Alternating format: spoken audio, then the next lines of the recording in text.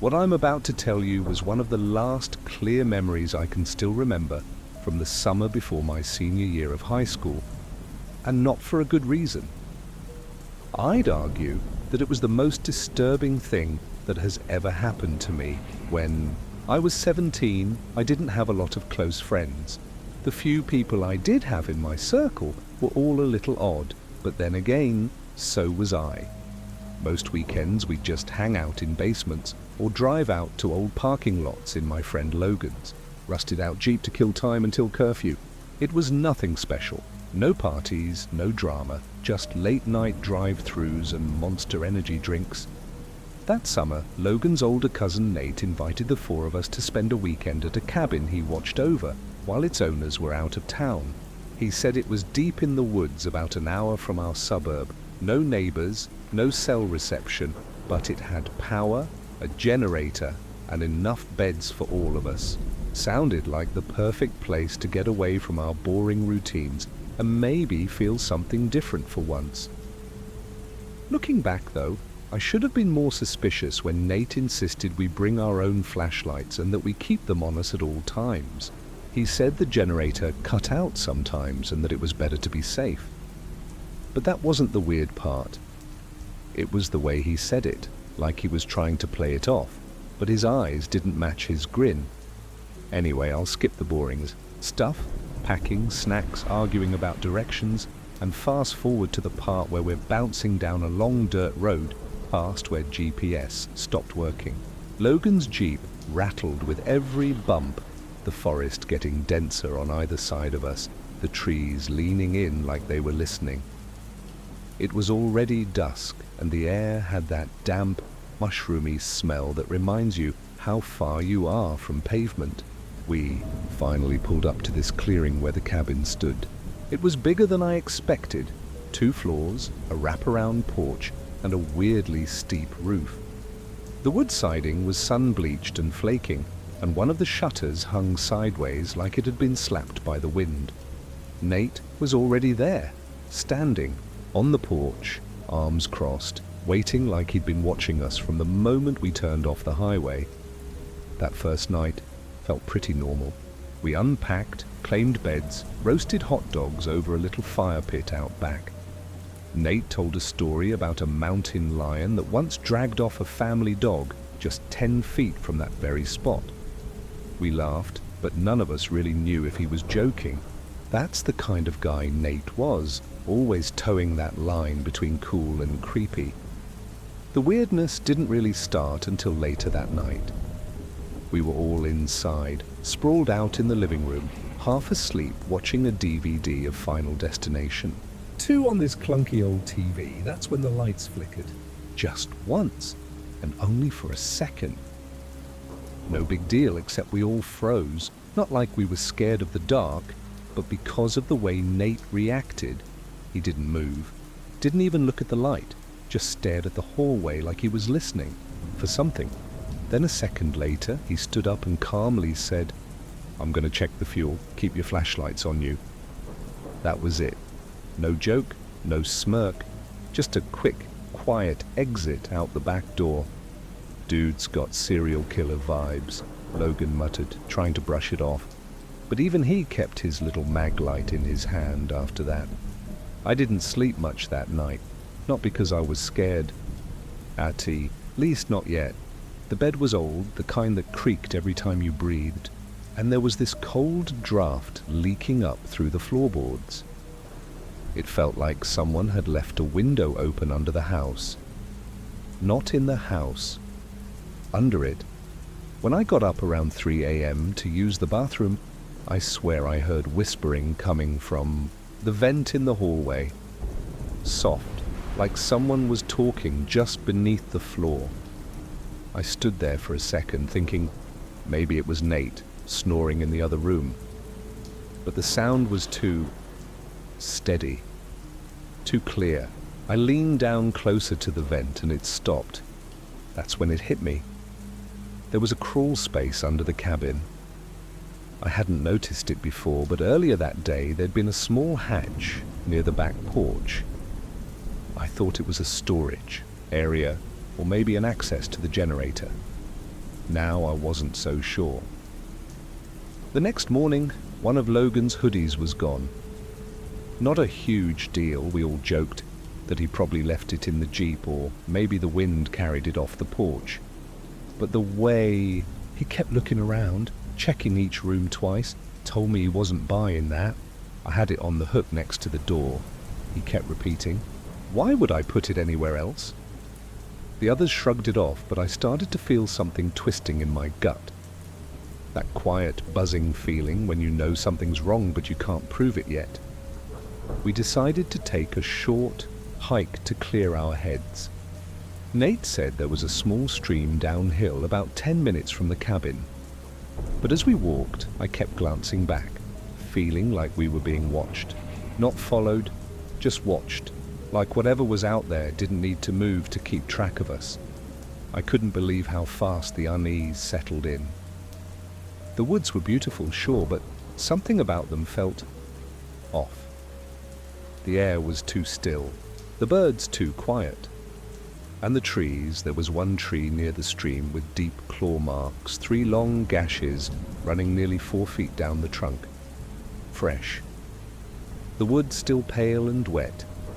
Nate just stared at it and said, "Yeah, bobcats get big out here," then walked away like that explained anything.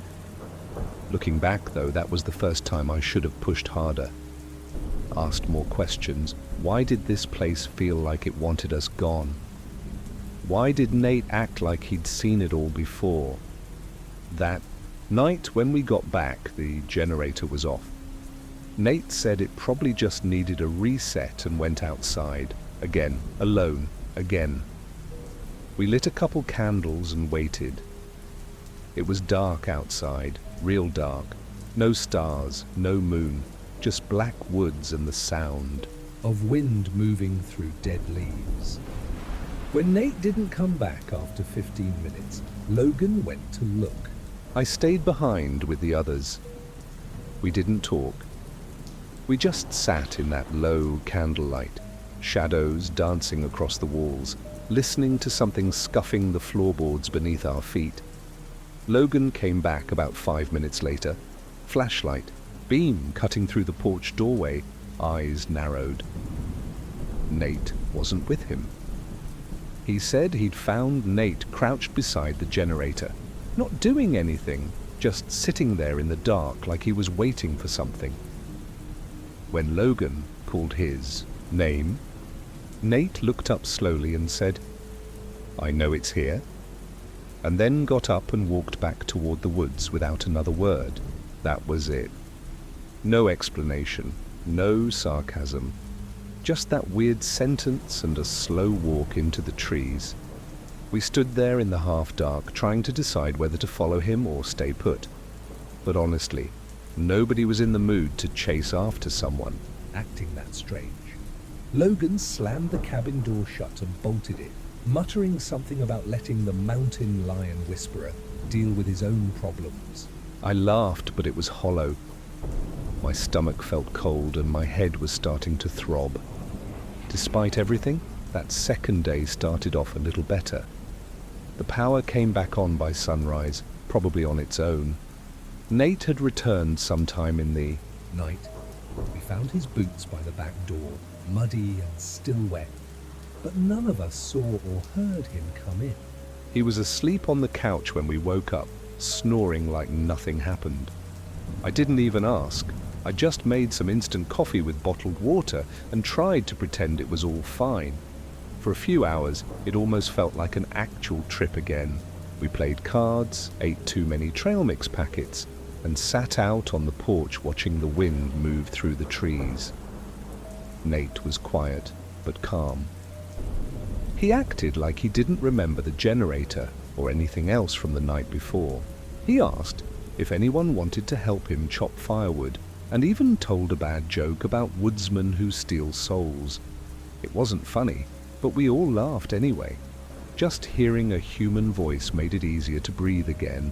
But then, around late afternoon, I went into the spare room to grab my jacket, and it was gone. Not just moved or dropped, gone. The chair I'd left it on was empty, and the whole room felt wrong. The window was shut, but the floor was wet, like someone had stepped through with muddy boots. The weird thing was the pattern. Just 2 footprints, coming in, none going out. I didn't say anything at first. I figured maybe I'd left the jacket in the Jeep, or maybe Logan was pulling a prank. But when I checked the Jeep, it was locked, and I didn't have the keys. Nate did, and he said he hadn't opened it all day. looking back though, that's when I should have taken it more seriously. A second piece of clothing gone, and now this strange sign that someone, or something, was walking through the place while we slept. It didn't feel like a prank, it felt targeted, like it was choosing things to take. Things that belonged to us. That night, I laid in bed with my flashlight clutched in both hands. I kept it on until the batteries gave out around 2 a.m. That was when I heard the scraping. Not loud, just steady. A slow, dragging noise under the floorboards, like someone was crawling across gravel with their fingernails. Then it stopped, and something thumped beneath my bed frame. Just once. Soft, like the knock of a fist on damp wood. I held my breath. Didn't move, didn't even blink. I could feel sweat sliding down my neck and soaking the collar of my shirt. In my head I kept repeating, "You're dreaming, you're dreaming, you're dreaming," but it didn't help, because the moment I turned my head to look at the vent by the wall, I saw it. Just for a second. A single eye. Wide and pale and too low to the ground. It blinked and vanished. The next morning, I didn't tell anyone. Not yet. I needed to be sure I wasn't cracking up. Instead, I asked Nate if the cabin had a basement. He stared at me for a full 10 seconds before shaking his head. Just a crawl space, sealed. Too shallow to fit in. Then he changed the subject and offered to make scrambled eggs. He didn't have any eggs. That's when it hit me. He was lying. There was something under the cabin, something he didn't want us to know about. And now it was taking things. Watching us, waiting for... I don't know what, but it wasn't random. It felt personal. Later that day, Logan decided to look around the back property line to see how far the woods actually stretched. He asked me to come with, but I said no, I wasn't going out there again. Not with that thing under us. Not until I had answers. While he and the others were gone, I stayed inside and checked every room, every vent, every corner. And finally, under the old rug in the hall closet, I found it, a narrow wooden trapdoor. It had no handle, just a small hole in the center where you could hook your fingers in and pull. I hesitated for a while, heart pounding, ears full of my own breath. Then I opened it, and what I saw made my stomach roll over. The crawl space wasn't shallow. It was a hollow pit about 4 feet deep, lined with rotting boards and packed earth. And lying right at the bottom, half covered in dust and mildew, was my missing jacket. Folded neatly, right beside Logan's hoodie. Both perfectly clean. I should have screamed.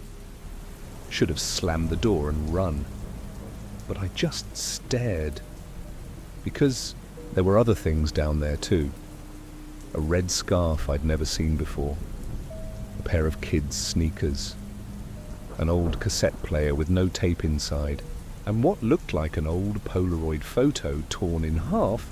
I pulled myself back, sealed the hatch, and sat on the floor, shaking. That was no animal, no prank. This was a pattern. Someone, or something, had been using this place long before we showed up. Leaving trophies, collecting things that didn't belong to it, or maybe things it thought did. When the others came back, I didn't say anything right away. I needed time, needed a plan. But my silence didn't last long, because that night, something tried to open the door to our room. The handle turned slowly, then stopped. When I swung my flashlight at it, there was no one there. Just the hallway. Empty, cold, and something wet dripping down from the ceiling. I didn't sleep at all that night. After the doorknob turned, I stayed wide awake in my sleeping bag with my back against the wall and my flashlight aimed at the doorway. Every creak made my skin crawl. Every rustle of the wind outside made me flinch. But nothing else happened. The house stayed quiet, almost too quiet, like it was holding its breath right along with me. By morning, I looked like hell. Dark circles, red eyes, a tremor in my hand I couldn't shake. Logan noticed. He asked if I was sick. I almost told him everything. The eye in the vent, the folded clothes under the crawl space, the doorknob moving in the middle of the night. But I didn't. I couldn't. Because somehow saying it out loud made it all feel more real. And if it was real, that meant we were in way more danger than any of us thought. Instead, I just said I didn't feel right. That I wanted to leave, but Nate chimed in with a casual, "Power's stable now, weather's good, no reason to cut it short." The others agreed, brushing off my nerves as just a bad night's sleep. I didn't blame them. None of them had seen what I had. None of them had felt the presence pressing against the walls from underneath. Looking back, though, I should have pushed harder. I should have packed my stuff and walked to the damn highway if I had to. But I didn't. I stayed. And that was the biggest mistake I've ever made. We spent most of that day indoors. The weather had turned. Grey sky, sharp winds, a whisper of rain. The forest looked heavier somehow, the trees sagging under a weight I couldn't see. It was like the whole place had shifted overnight, like something had slipped into the roots and changed the way they breathed. In the afternoon, Logan and Jules tried to hook up Nate's old stereo to play music, but no matter what station they turned the dial to, all we got was static. At one point it wasn't even static, more like whispering again, too fast, and too layered to make sense of. It sounded like two people arguing underwater. Nate slapped the dial and turned it off before anyone could say anything. Later, we played a board game by the fire. Scrabble, I think, but something was wrong with the tiles. I swear to God, when I dumped them out of the bag, there were letters that don't exist in the English alphabet. Curved lines, backward symbols, and one tile that just had a red circle. No one else said anything, but I saw the way Jules glanced at it and quietly pushed it under the table with her foot. The weirdness didn't stop there. Around dusk we heard something hit the roof. Not a branch, not a squirrel, something heavy. It thumped once, hard enough to shake dust down from the ceiling, and then scraped slowly across the shingles toward the back of the cabin. Logan ran outside with his flashlight, but there was nothing. Just the wind and the trees and the empty roof. But I know what I heard. We all heard it. After dinner, we decided to look in the attic for old board games or maybe something fun to read. It was Jules' idea, and Nate didn't object. That surprised me. I thought he'd make some excuse, but instead he handed us the key to the padlock on the attic door and said, "Don't stay up there too long." I asked why. He didn't answer, just walked away. The attic was cold, much colder than the rest of the house. Dust floated in the air like ash. The floor creaked with every step. There wasn't much up there, just old boxes, broken chairs, and a covered mirror leaning against the far wall. Jules tugged the sheet off and we both jumped back. Not because of what we saw, just our own faces, grimy and warped by age, but because the mirror was warm, not the glass, the wood, like someone had touched it recently. Or maybe something standing behind it had pressed its hands against it from the other side. We brought the mirror downstairs anyway. I don't know why, it felt like a bad idea. The whole time, like moving it was some kind of unspoken invitation. But Jules insisted it would be cool to clean it up, and honestly, I didn't want to be alone upstairs. So we left it in the living room near the fireplace and tried to act normal. As normal as we could be anyway. That night I dreamed I was back in the crawl space. But it wasn't just dirt anymore. There were tunnels. Crude wooden beams holding up wet soil. Something moved in the darkness. I couldn't see its shape, only its hand. Long fingers, too many knuckles, and a single pale eye peeking around the beam as it whispered something I didn't understand. When I woke up, I was on the living room floor, not in my bed. The mirror was facing me, and there were footprints across the glass. They weren't mine. I told Logan everything the next morning. I couldn't hold it in any longer. At first, he laughed, but when he saw my face, he stopped. I took him to the hatch in the hallway. We opened it together. The clothes were still there, only this time there were more items. One of Jules's bracelets, Nate's pocket knife, and a photo, an old Polaroid. This one wasn't torn. It showed a group of people standing outside the same cabin. People I'd never seen before. One of them looked like Nate. Not younger, not older, just the same. That's when Logan started to believe me. We went back up to the attic while the others were napping. We looked through the boxes, found a stack of journals written in messy pencil. Most of the pages were water damaged, but one entry stood out. It read, "Still hear it moving under the house, still smells like dirt and breath. It takes what we leave behind. It wants to be part of us." That's when it hit me. Whatever was under the cabin didn't live there. It waited there. It watched. It learned who we were by what we brought, what we lost, what we left behind. And Nate? He'd been here before. Maybe he never really left. I didn't know what to do. We needed to leave. But the Jeep keys were gone. Nate claimed he didn't. Have them, said he must have dropped them near the firewood pile, but we knew better. He was stalling. He wanted us to stay another night. Maybe that was the plan all along. That evening, I caught Nate standing in the hallway alone, talking in a low voice. I thought he was on the phone until I realized he wasn't holding anything. He was facing the vent, whispering, smiling. Then he turned, saw me watching, and just walked away like nothing happened. I didn't follow. I couldn't. I just stood there shaking, knowing something in this house had its hands on all of us now. That night, the lights went out again. Not just a flicker. Total blackout. And this time, when we gathered in the living room with our flashlights, the mirror was cracked. A long, jagged line through the center. It hadn't fallen. Nothing was out of place. But the crack was fresh, and on the floor below it, etched into the wood with something sharp, were 3 words. "You left me." After we found the words carved into the floor, "You left me." None of us said a word for a full minute.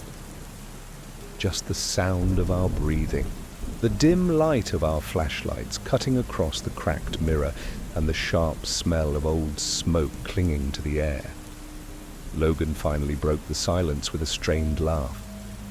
He called it a prank, said it had to be Nate. But his voice cracked halfway through and didn't come back the same. Jules wanted to leave, like now. She was already stuffing her backpack with whatever she could grab, hands shaking, breath short. I didn't blame her. I was about to do the same until I remembered we didn't have the keys. Nate still claimed he'd lost them. But there was something in the way he said it. Too calm. Too collected. Like this was all part of a story he'd already heard before. We confronted him, demanded the truth. That's when Nate changed.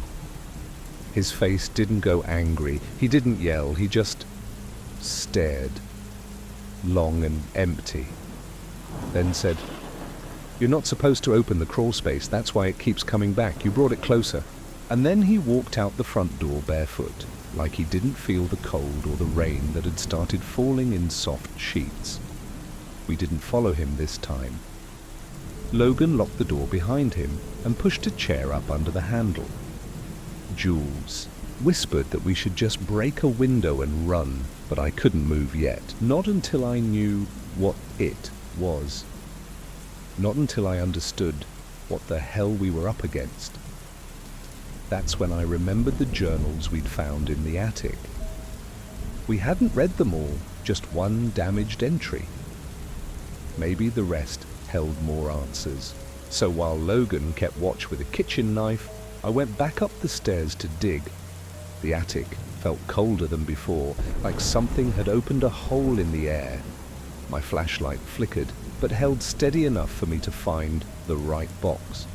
Inside were about 6 journals, each warped by dampness and mold. I flipped through page after page of erratic handwriting, most of it rambling, nonsensical, the kind of thing you'd expect from someone stuck in isolation for too long. But there was one entry, dated July 1983, that sent ice down my spine. It read, "He told me to dig, said there was something left behind, said it remembers the people who leave. I only wanted to see it again, but it wasn't my son anymore." I dropped the book. My breath caught in my throat.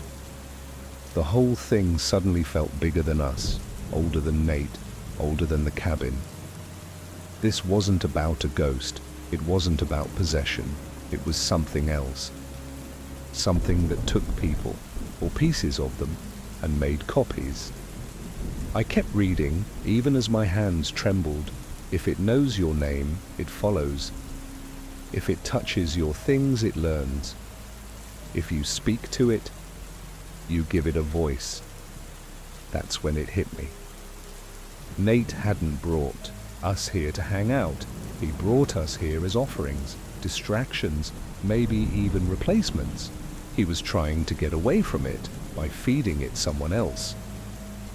I stumbled back downstairs, reading the passage out loud as Logan and Jules stared in disbelief.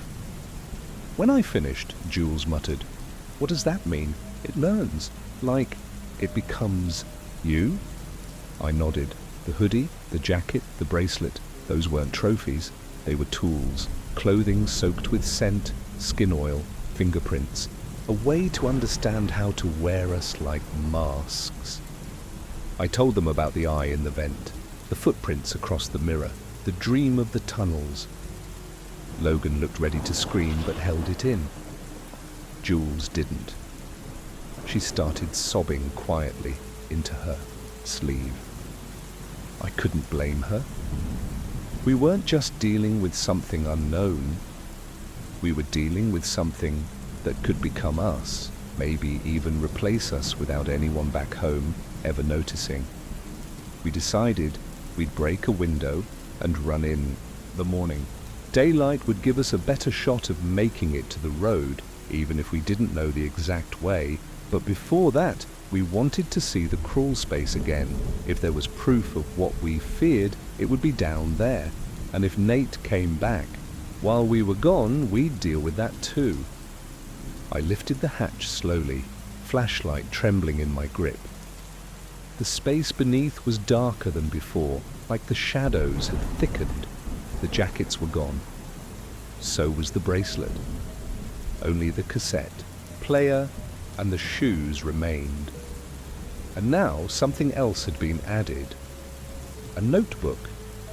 Small, leather-bound, with the name Nate M. scribbled in the corner. I reached down and pulled it out. The cover was sticky with dampness. We opened it right there in the hallway, crouched over the trapdoor, barely breathing. Inside were pages of scrawled entries. Some of it was nonsense, but a few things stood out. It talks to me when I'm near the floor. Sometimes it sounds like my mum, sometimes like me. I saw it wear my face, just for a second. It was smiling. I brought more people. It said it would stop if I brought more. That was the moment we knew Nate hadn't just seen it. he'd helped it. Willingly. Over and over, maybe even for years. We didn't know how long he'd been luring people here, how many groups came and never left. All we knew was that we were next. That night, the cabin didn't sleep. We all stayed, awake, huddled in the living room with the fire low and the knives close. No one said it, but we all knew the thing under the house wasn't done. Not yet. And neither was Nate. Around 2 a.m. the sound returned, scratching, thumping, but this time it wasn't beneath us, it was above. Slow, heavy footsteps in the Attic. Then silence. Then something dragging. Then a voice. From behind the walls. My voice. It called out, low and steady. Let me out. It's not me in here. Please. I'm still in here. Let me out! Jules screamed. Logan dropped his flashlight. I stood frozen, heart pounding so loud I couldn't hear the others. The voice continued, now coming from the mirror, from the vents, from the floor itself. All of them my voice. Walked. an echoing, begging to be heard. I didn't move until the sound stopped. When it did, everything fell still. Not peaceful. Just waiting. Like whatever was mimicking me had said what it wanted. And now it expected something in return. The voice faded just before sunrise. The kind of fading you don't notice at first. It just slips out of your ears like fog slipping off a lake. 1 minute it was whispering through the vent in my voice, begging to be let out, and the next, nothing. Just silence. A total, suffocating silence that filled the cabin and pressed against our eardrums until even breathing felt too loud. We didn't speak for a while. None of us even moved. Logan sat with his back to the fireplace, holding the blunt kitchen knife in both hands, like it would actually help if something came through the walls. Jules had stopped crying, but her face was frozen in that same wide-eyed stare she'd had since the voice first echoed from the mirror. And me, I just watched the crawl space hatch, half expecting it to rattle open, half expecting it to blink. Then, out of nowhere, Nate walked back in through the front door like he'd gone out to grab groceries. Hair damp, feet dirty, calm as still water. He looked at each of us, took a slow breath and said, "We can't leave until it's finished." That was it. That's all he said. Then he sat down in the armchair by the window like a statue and didn't speak again for an hour. Looking back, though, I think that moment was when I stopped seeing Nate as a person. Whatever part of him had once been family, friend, cousin, or human, it was gone. Maybe it had been gone since the first time he brought someone here. Maybe this place had taken the real Nate years ago, and what was left was just the shell of someone who knew how to smile at the wrong moments.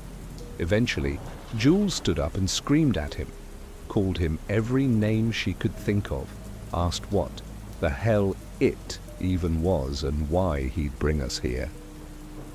But he just blinked slowly, looked at the window and said, "It remembers you now." That's the problem.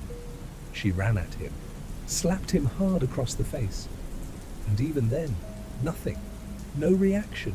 Just a dead, tired look like he was already somewhere else. That was the final straw. Logan and I pulled open the hallway closet. Dragged out the heaviest blanket we could find, and wrapped it around one of the porch posts before smashing the window next to the door. The glass came out in one hard crash. Cold air blew in fast. We didn't care, we had to get out. We were done with waiting for another sign, done with the quiet threats, done with Nate. Jules crawled through first, then me, then Logan. We didn't look back to see if Nate was following. We didn't check to see if anything was watching us from behind the broken glass. We just started running, through the clearing, across the narrow slope, and into the trees that felt like they had grown tighter overnight. Like the woods themselves didn't want us to go. No one spoke. Our breaths came fast, boots crunching under wet leaves, tree branches slapping against arms and legs. I looked behind me once, and I swear I saw someone else moving between the trunks. Same height as me, same hoodie, same terrified expression, but it wasn't me. It couldn't be, because I was already running. And whatever that thing was, it stopped when I turned, tilted its head, and vanished between the trees. After about 40 minutes, we hit the logging trail Nate had taken us down 2 days before. Jules collapsed to her knees, gasping, her fingers digging into the dirt like she was trying to anchor herself to the real world. Logan fumbled for his phone, hoping maybe we had a signal out here. And miraculously, we did. Just one bar. He made a call to his dad, told him we were in trouble, that we'd been stranded, that someone might be hurt. He didn't give details. Couldn't. Just begged him to come pick us up and promised to ping the location. While we waited, I told them what I'd seen in the woods. The doppelganger. The thing with my face. Logan just nodded like it made sense now. Like all the odd glances, the missing clothes, the whispering, everything was just build-up for whatever nightmare we'd walked into. Jules didn't say a word. She just stared at the trees, mouthing something to herself, over and over. I leaned in close and realized it was the phrase from the Crawl Space journal. It takes what we leave behind. Logan's dad finally showed up an hour later in his pickup. He took one look at us, dirty, pale, shaking, and said nothing. Just opened the doors and told us to get in. We didn't ask for music. We didn't ask for food. We just rode in silence, back to Logan's house, where his mom ran out and cried as we stepped onto the driveway like ghosts stumbling back from war. That night, after a long shower and the first real food I'd had in 2 days, I sat on the edge of Logan's guest bed and tried to write down everything I could remember. I thought getting it out of my head would help. But as I wrote, I heard something tap the window, just once, not hard, but enough to freeze the pen in my hand. I turned slowly, half expecting a branch, maybe a bird, but it was me, my own face, staring in through the window, not blinking, not moving, just watching. My lips curled up into a slow, crooked smile. And then it was gone. No footprints in the mulch. No broken grass. Just empty air and the faint scent of dirt lingering like a memory that hadn't fully died. I screamed. Logan came running, but it was already too late. Whatever it was, it had found me again, because we never left it behind. Not really. We brought it with us, in our clothes, in our breath, in our names. I didn't sleep at all after that night at Logan's, not even with the blinds shut and the windows locked. My mind kept going back to that smile, my smile, on that thing outside the window. It wasn't just mimicking me, it was studying me, learning the way I moved, the way I breathed. And worst of all, it was patient. It wasn't trying to scare me away. It was trying to become me. Logan tried to convince me it was a stress hallucination. His way of coping, I guess, but he didn't see what I saw. And Jules, she left town 2 days later. Her parents came to get her, and she never looked back. I sent her a message once a few weeks later, just to check in. She never responded. I don't blame her. I still don't know if she saw what I did that night, or if she simply didn't want to remember. As for Nate, well, that's where it gets even stranger. When Logan's dad called the county sheriff about the abandoned cabin and what happened, they went out there. Took a crew with them. But the place was gone. I mean gone. No cabin, no foundation, not even tire tracks, just dirt and trees. The sheriff said we probably had the wrong location, maybe got turned around. But we know what we saw. We lived there. We slept in those rooms.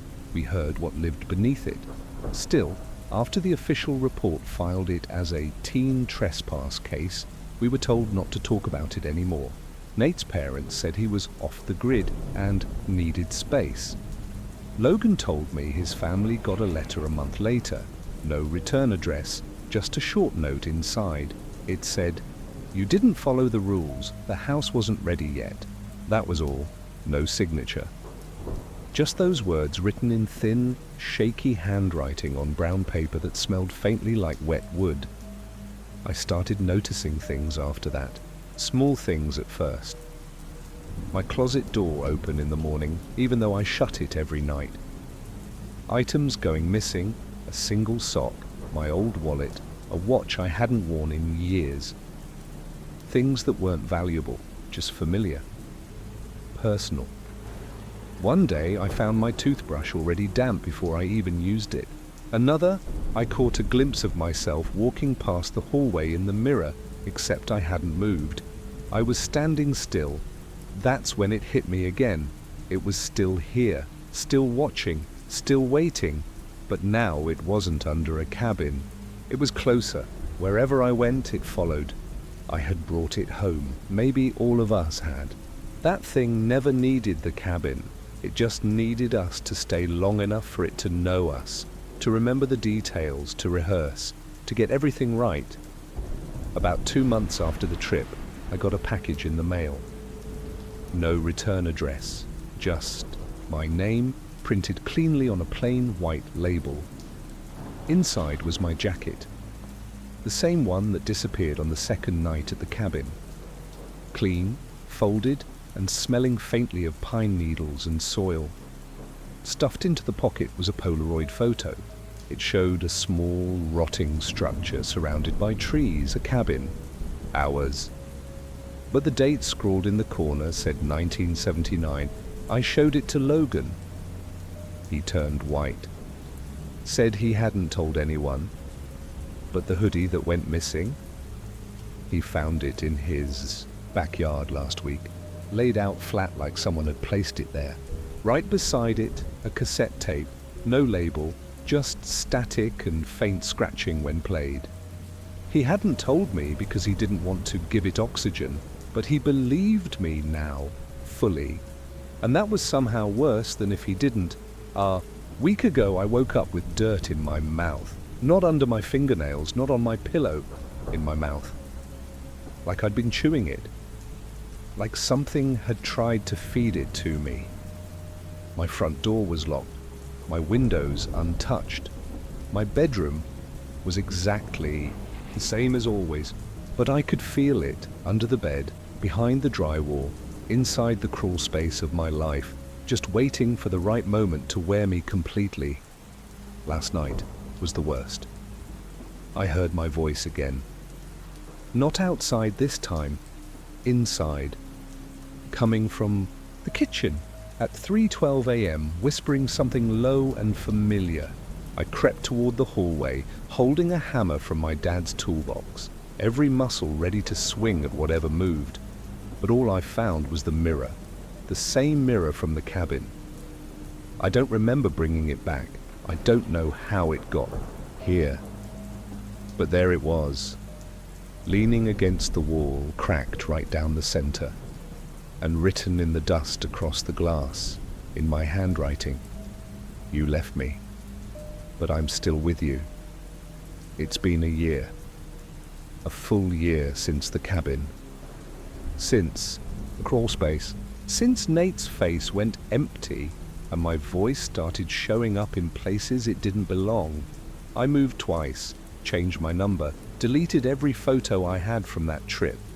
I don't talk to Logan anymore. He ghosted after his second breakdown. I don't blame him. Whatever followed us back from that place, it's still hanging on, like smoke in your clothes after a fire you barely escaped. Sometimes I think I hear my own footsteps behind me. Not the same rhythm, slightly off, like someone learning how to walk in your shoes. I started recording myself every night just to see if I talk in my sleep.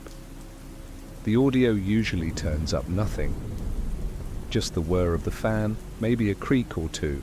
But last week I listened to a clip from 2:46 a.m. and I heard breathing, close, not mine, right next to the microphone, and then a whisper, closer now. I destroyed the recorder that night, smashed it to pieces with a hammer, burned the shards in my backyard fire pit. I wanted to believe that would stop it.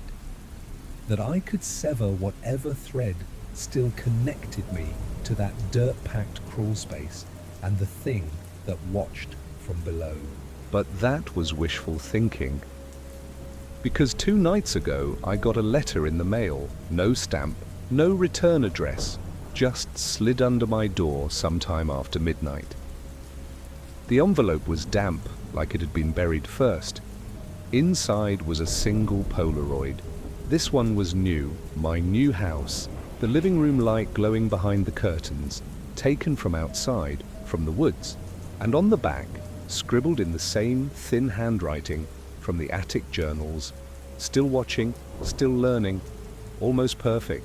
I haven't slept since. I don't think I ever will again, because if it knows how to be me, really be me, then how long until someone else hears my voice? Sees my face? Picks up the phone and thinks I'm on the other end when I'm really 6 feet under, or screaming into floorboards nobody will ever find? The last time I saw Nate, he was walking down the center of a highway at dawn, barefoot, eyes closed, lips moving like he was reciting scripture. He didn't look at me, didn't seem to notice the world at all, just walked off into the fog and disappeared behind a curtain of trees. I still wonder if that was really him, or if the real Nate was left in that cabin with the rest of the voices, the rest of the bodies. Last night, I woke up to a notification on my phone. My Face ID had failed to unlock it because someone else had tried, multiple times, from right there beside the bed. I checked the log. 5 failed attempts, all around. 3:11 a.m. The time the whisper used to start. I checked the front door camera. Nothing. But the footage cut out for 37 seconds in the middle of the night. A black screen, then static, then back to normal. There was a message waiting for me on my notes app when I opened it. Not typed, written, as if traced with a finger. You left me, so I'll leave you, one day at a time. And I think it's true. I think whatever it is, whoever it is now, is already starting, stealing hours, movements, reactions, making copies in the dark. So one morning I'll wake up and be the one on the other side of the mirror, screaming silently while it lives my life better than I ever did. If you're listening to this, if any part of this rings familiar, then check your pockets, check what's missing, look at the photos in your house, see if anyone's face looks too perfect, too practiced, because if you stayed somewhere deep in the woods, somewhere where the silence felt just a little too deep, then maybe you didn't leave alone either. And if you ever find a folded jacket in your closet that you don't remember putting there, don't touch it. Don't speak your name out loud, just run. When I was in college, I couldn't afford the extravagant spring break trips that all the other students went on. You know the kind, cruises, all-inclusive resorts, ski lodges with hot tubs and cocktail bars. Because of this, I spent my first 3 spring breaks either working double shifts at the coffee shop or watching horror movies in my shared dorm room while everyone else posted beach photos. It didn't really bother me until senior year. By the time spring rolled around, my final semester, I realized that it was basically my last chance to get the kind of memory I'd been missing out on. Something that didn't involve fluorescent lights or cardboard pizza. Something real. My roommates, Simon and Alyssa, felt the same way. We were all burnt out, broke, and desperate to escape campus for even a few days. That's when we found the listing, or rather, Simon did, on an old subreddit called Off-Grid Escape. It just said, remote cabin near Black Hollow Ridge, 3 nights free stay, must bring own supplies, no cell signal, respect the boundary markers. There were no photos, no map, no reviews, just that short post and a burner email to contact. Normally that would have been a hard pass, but Simon replied anyway. And an hour later we got a message back with GPS coordinates and a note that said, "You were chosen." We thought it was weird, but also kinda cool. We joked about it. Said it sounded like a horror movie setup, but honestly, that's probably what made us want it more. College kids and red flags. Name a worse combination. Looking back though, we should have known. A free place to stay during peak spring break, completely off-grid, with no questions asked. There's no such thing as free, especially not in the middle of nowhere. But we didn't question it. We just borrowed Simon's cousin's car, threw our sleeping bags in the back, and hit the road with a box of ramen, too much trail mix, and a Bluetooth speaker that barely held a charge. We were just happy to be leaving our problems behind for a while. Too happy to notice the warning signs already waiting for us at the edge of the woods. The drive was long. 5 hours and change. Mostly highway, then dirt roads that narrowed. With every turn, it wasn't on any official map, only GPS coordinates that didn't lock in until we were already deep into the hills. No reception, no radio, and eventually not even a proper road. We reached a chained gate with a faded sign that just read, "Private, no services past this point." That's where we parked. From there, it was a hike, about 45 minutes on foot, following red boundary markers nailed into the trees. It was quiet out there. Not peaceful, just quiet. No birds, no bugs, just the crunch of our boots and the occasional crack of a branch. Every time I looked back, it felt like the trail behind us had shifted, like the path didn't quite match what it looked like 5 seconds earlier. Simon noticed too. He said, "It feels like we're not walking into something, more like we're being walked around." Something. He laughed after he said it, but it stuck with me. Eventually we found the cabin. It was nicer than I expected. Real roof. Working door, small chimney, even a stack of firewood and an axe waiting out front. The wood siding was grey and dry, like it had been there for decades, but someone had clearly kept it up. We were surprised, but in a good way. It felt like we'd scored something exclusive, like we were special for being allowed in. We even toasted with paper cups of instant coffee that night, claiming we were real survivors now. But that first night, something odd happened. I woke up around 2:30 in the morning because I had to pee. There's no bathroom, obviously, so I grabbed the flashlight and stepped outside. Everything was pitch black. No stars, no moon. Just trees pressing in from all sides, standing too straight. Too still. I walked a few feet off the porch and took care of business. That's when I Noticed it? Someone had added another boundary marker. a red painted plank nailed to a tree 20 feet closer than it had been earlier that day. And it wasn't just closer, it was upside down. I didn't tell the others. Not yet. I just went back inside, zipped into my sleeping bag, and tried to convince myself I'd imagined it, that it had been like that the whole time, that maybe it had always been part of the weird aesthetic, but part of me already knew we weren't the first ones to stay there. The next morning, I almost convinced myself I'd imagined the red plank. It was easier to believe I'd been half asleep, groggy, just mixing up tree placement in the dark. Simon made powdered eggs over the fire pit, while Alyssa stretched out on the cabin porch, taking photos of the woods like they were part of some forgotten national park. The day felt slow and wide open, and for a few hours we actually relaxed. We didn't talk about class, or graduation, or what came next. It felt like we were somewhere else entirely, somewhere outside of time. We spent most of that morning planning what we called our mini itinerary, even though there wasn't much to plan. No reception meant no distractions, so we figured we'd do some hiking, take photos for Simon's art portfolio, maybe write in the blank journals we all swore we'd use. We mapped out a short loop around the hill behind the cabin, planning to follow the markers in a full circle. The idea was to explore, get our bearings, and be back before sunset. Simple. The hike started out fine, quiet, but fine. Every few hundred feet, another red plank was nailed to a tree, some old, some freshly painted. I kept my mouth shut when I noticed that several of the markers were crooked or upside down.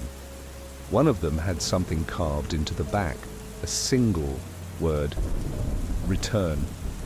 I didn't tell Simon or Alyssa. I didn't want to sound paranoid. Besides, I figured it was just an old trail sign, maybe left by hunters. Not everything has to be a message. About a quarter of the way around the loop, Simon veered slightly off trail to photograph a tree stump covered in moss. That's when Alyssa froze and whispered, "Did you hear that?" I didn't hear anything at first, just the wind moving through the pines. But then it came again. A thud, like something heavy dropping onto soft dirt. We stood still for a moment, eyes scanning the trees. Nothing. Just that same cold, dense stillness. Simon laughed it off, said it was probably a deer. But Alyssa didn't smile. She just kept looking into the trees, her jaw set tight. When we made it back to the cabin, the front door was open. Not wide, just a few inches. But none of us had left it that way. I asked Simon if he was sure he shut it. He said yes. I believed him. Inside, nothing looked touched, but there was a smell. Damp wood, hot metal, something slightly sweet like turned fruit. The fireplace was still out. No animals had gotten in. Nothing was broken or missing. But it felt wrong. Like someone had stepped inside just to stand there for a while. That night, the mood was different. The air was colder, even though the weather app before we left had predicted a warm front.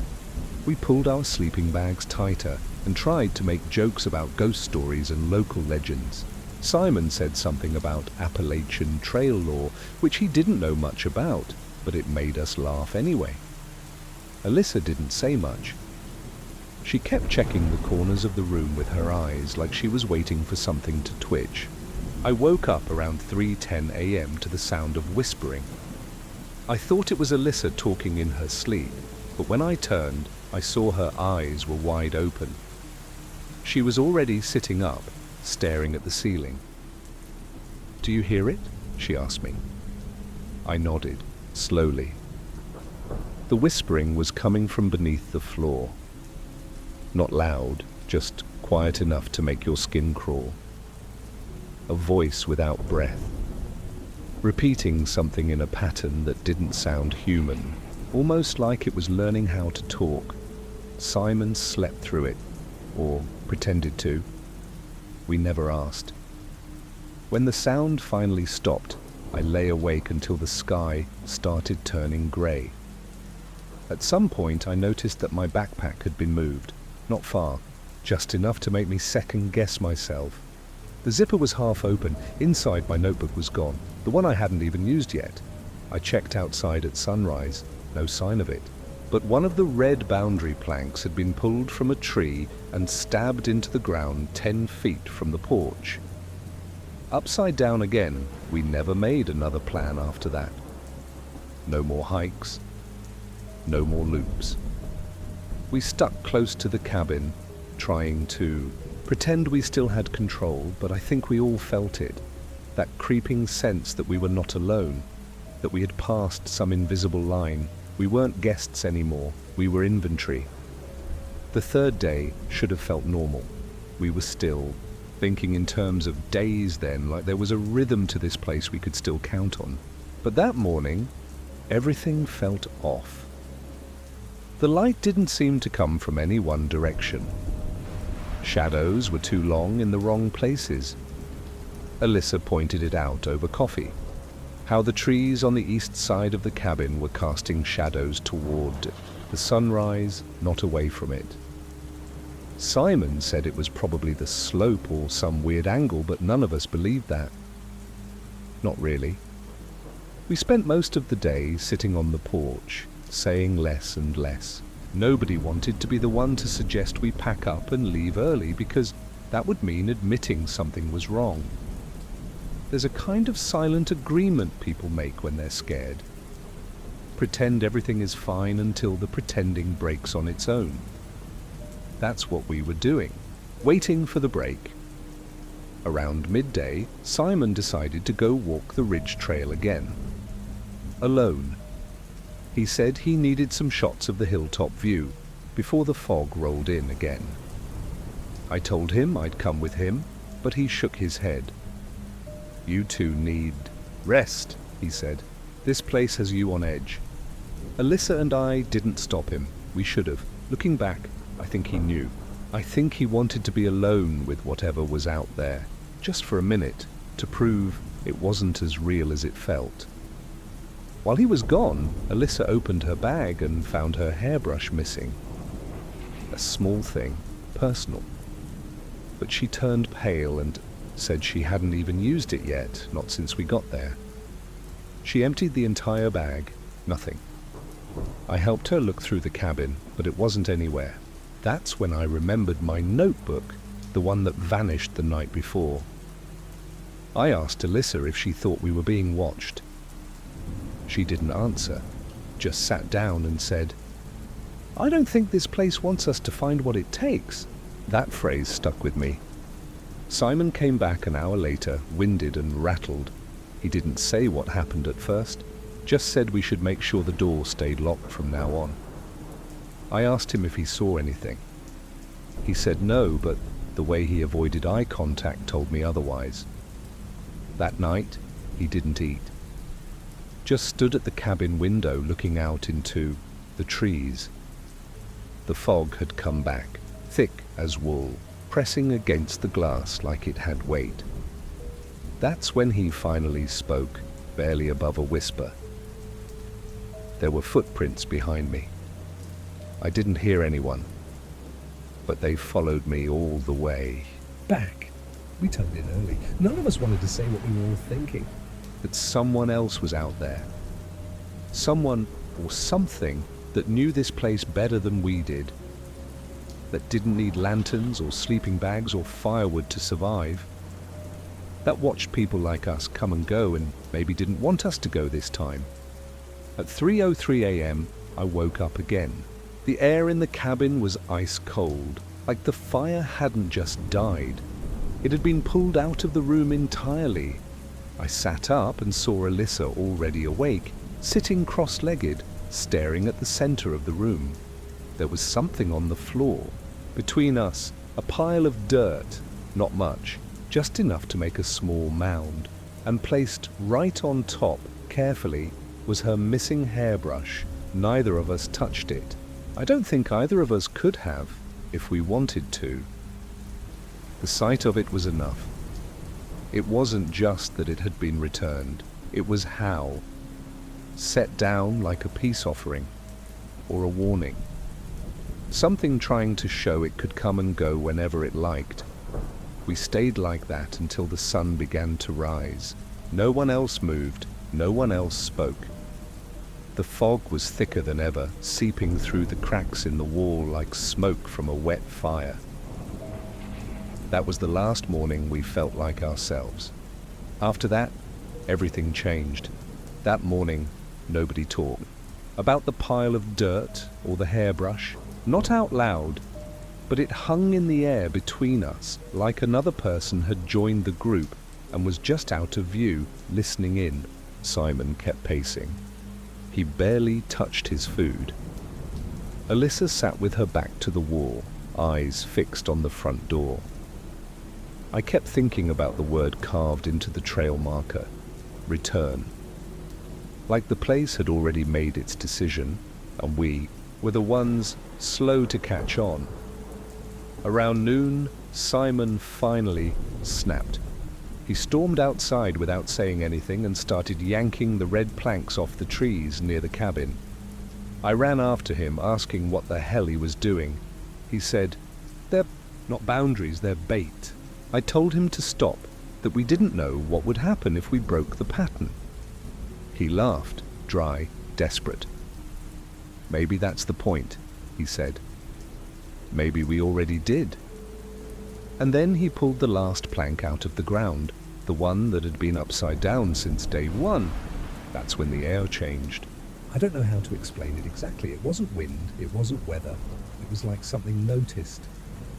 The trees didn't move, but I could feel the forest shift around us, like we were suddenly standing in the middle of something very Old, very quiet, and no longer curious about who we were, but what we were for.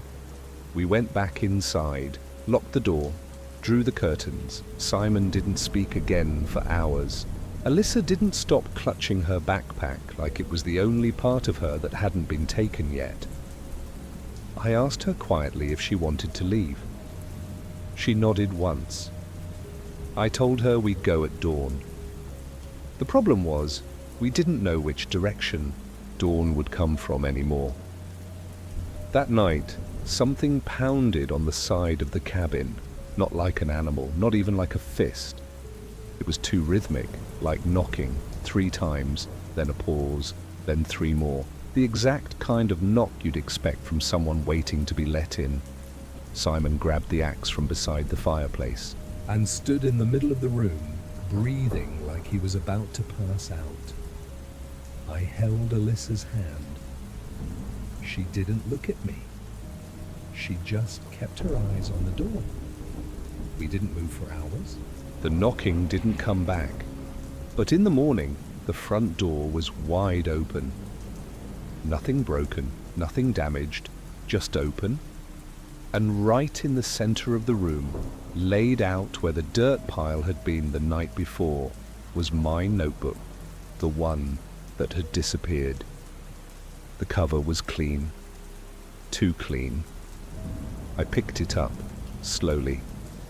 It opened to the middle on its own, and across the page, in unfamiliar handwriting, it said, "You are still welcome." That was it. We packed in silence. We didn't talk about a plan. We didn't need to. The decision was already made for us. We weren't going to stay another night. We weren't going to see what came next. Or so we thought. But when we stepped outside, the trail was gone. Not overgrown, not blocked. Gone. The trees had shifted, moved in. The red planks were missing. The air smelled like damp earth and rust. Simon dropped his bag and said, "We never should have answered that post." And that's when I realized there never was a way out. We tried for hours to find the path again. We split up, only by a few feet, but every direction looked wrong.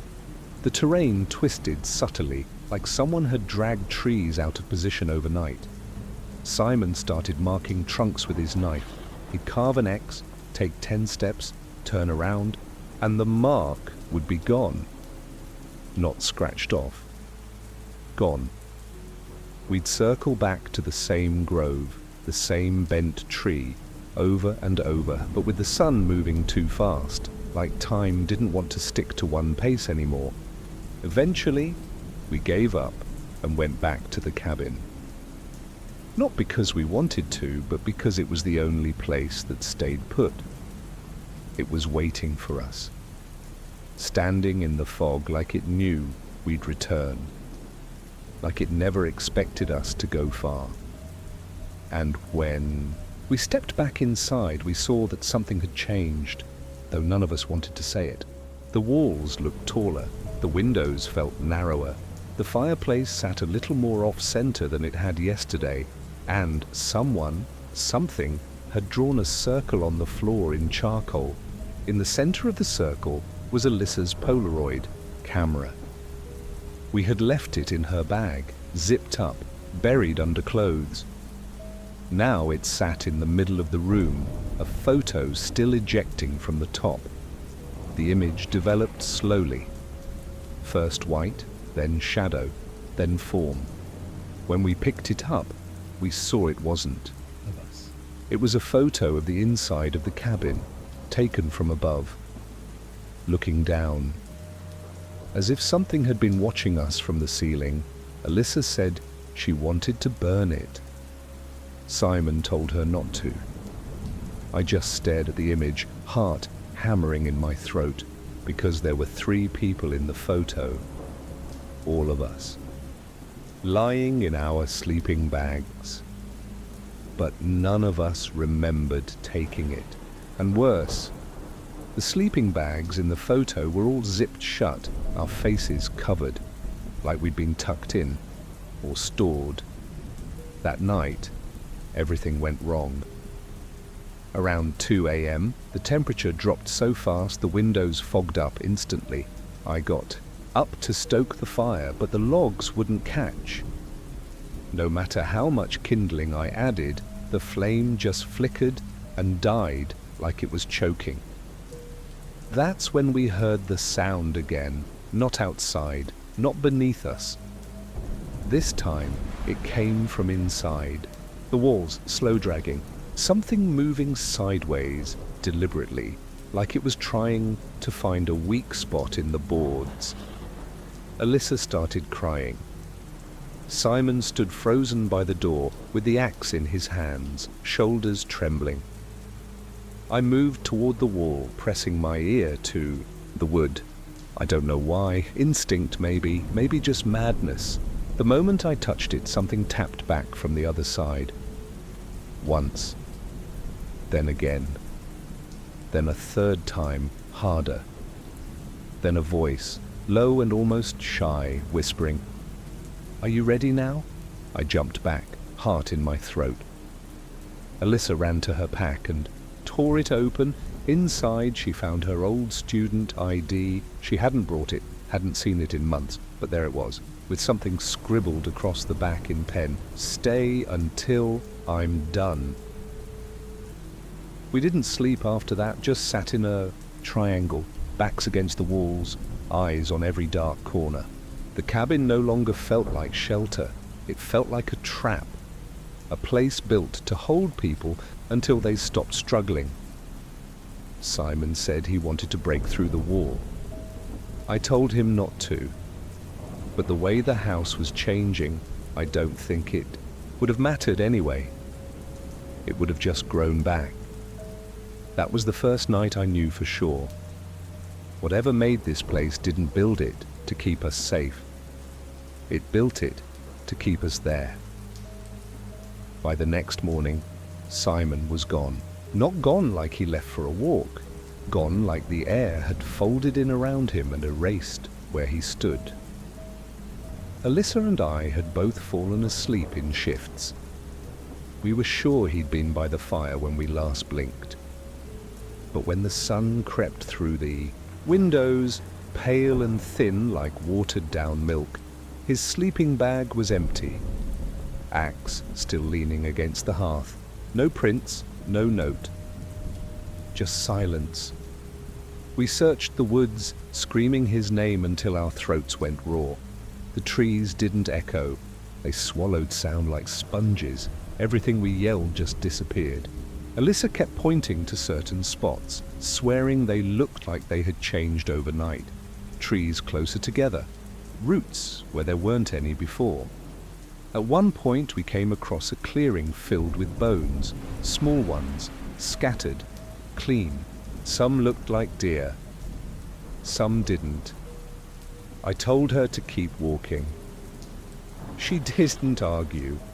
Back inside the cabin, the circle on the floor was gone. In its place was something worse, a spiral etched into the floorboards like something sharp had scraped it in while we were sleeping. The lines were jagged and uneven, but they ended in a perfect center, right where Simon had been sleeping. Alyssa broke then, just sat on the porch with her head in her hands, whispering, "It only needed one. It only needed one." I didn't know what she meant until later. The cabin started to breathe. That's the only way I can describe it. The walls would creak inward and then settle, like they were expanding and relaxing. The windows fogged up, even without heat. One of the drawers in the kitchen, empty the day before, now held all 3 of our student IDs. Each of them marked with a different word. Mine said, "Wait." Alyssa's said, "Watch." Simon's, God Simon's, said, "Worthy." We stayed up through the second night without speaking. Every few hours we'd hear the door creak, but it never fully opened. Just enough for the wind, or whatever it was pretending to be wind, to push inside and swirl ash from the fireplace into faint human shapes. I saw one of them stand, not rise. It lifted a head that wasn't finished, as if it was trying to remember what a face looked like. And then it crumbled like sand. At 3:17 a.m. something knocked again. 3 knocks. Then silence. Then a fourth, softer, like a fingertip. Alyssa began mumbling. Not words, just sounds, like she was trying to hum a tune that didn't exist. I shook her, tried to get her to look at me, but her eyes were locked on the spiral. I followed her gaze and realized it was moving, spinning, ever so slightly without wind or pressure. And the boards around it, they weren't wood anymore. They looked like something wet was pressing beneath them. I don't remember falling asleep, but I must have. Because the next thing I knew, the cabin was full of light. Not sunlight, firelight. Everything was glowing orange-red, and for a second I thought the whole place had gone up in flames. But nothing was burning. The light just was.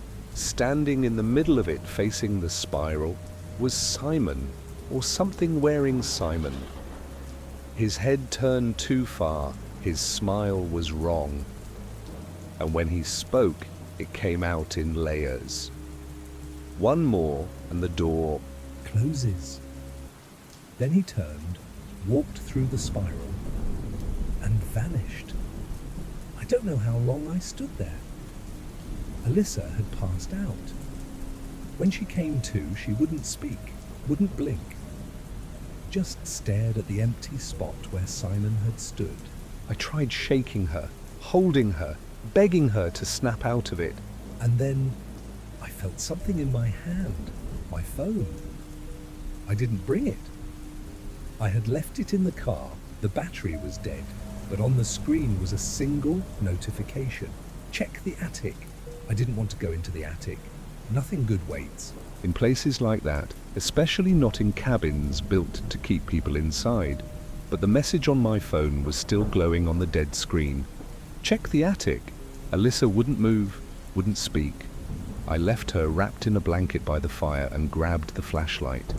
The ladder to the crawl space groaned like it hadn't been touched in years, even though I'd looked up there when we first arrived. Back then, it had been empty. Now it wasn't. As I climbed up, the smell hit first, like old paper, mildew, and something metallic. The flashlight flickered. I told myself it was the batteries, but deep down I knew it wasn't. The attic floor was lined with objects, little things, bits of clothing, shoelaces, Polaroid photos, wallets. Some new, some so old they were crumbling, into the floor.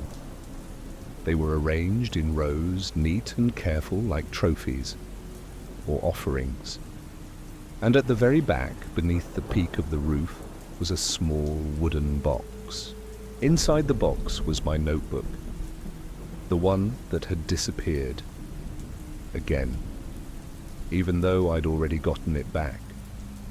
But this time, it had every page filled out, written in a hand that wasn't mine, describing our arrival, our stay, the sounds in the night, word for word, even the thoughts I'd never spoken aloud.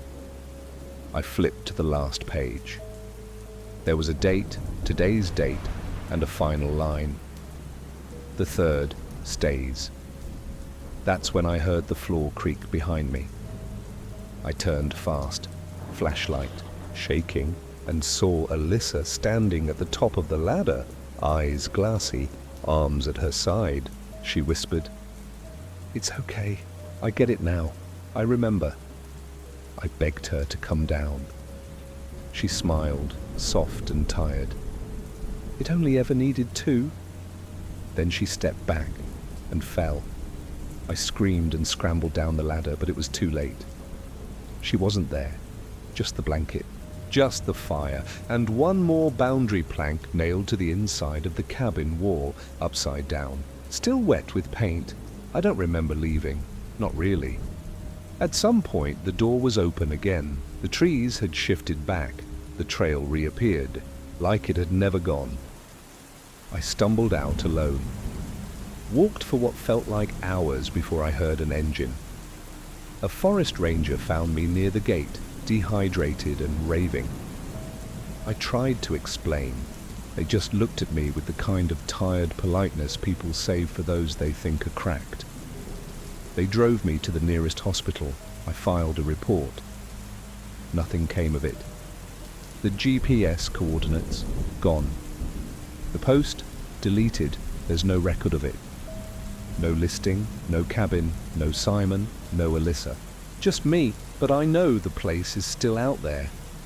A few days ago, I found something tucked in the back of my closet. It wasn't mine. It was a key.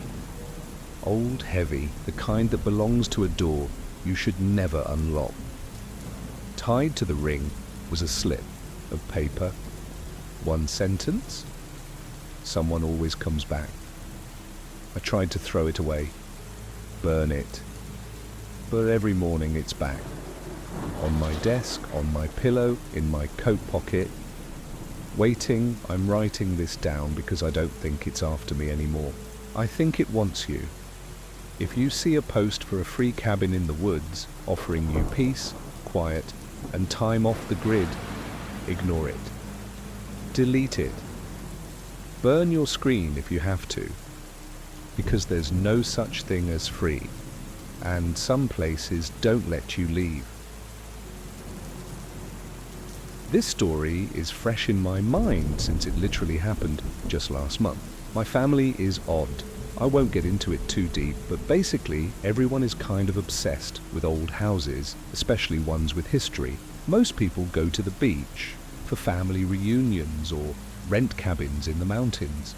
Mine tends to find places from old county records, forgotten houses, ones people let rot. And then we camp there for a week, clean it up, and call it a preservation holiday.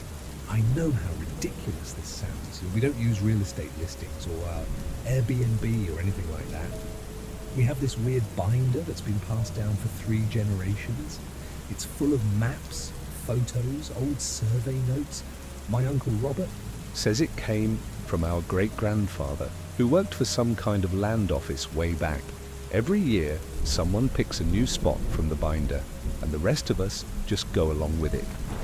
We don't ask a lot of questions. It's always been part of the deal. This year, it was my mum's turn.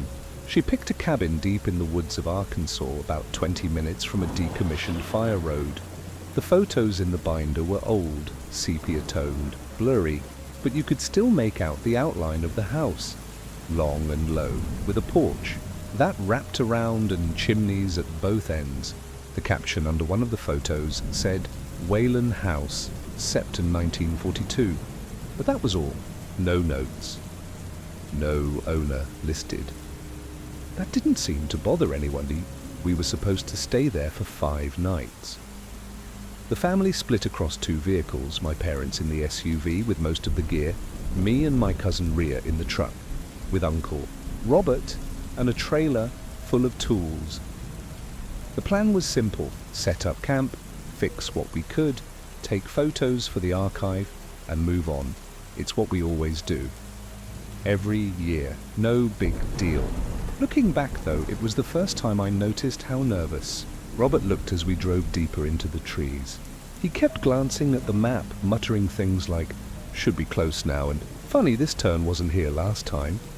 He's usually the calm one, the guy who jokes about ghosts and creaky floors. But that ride? He was white-knuckling.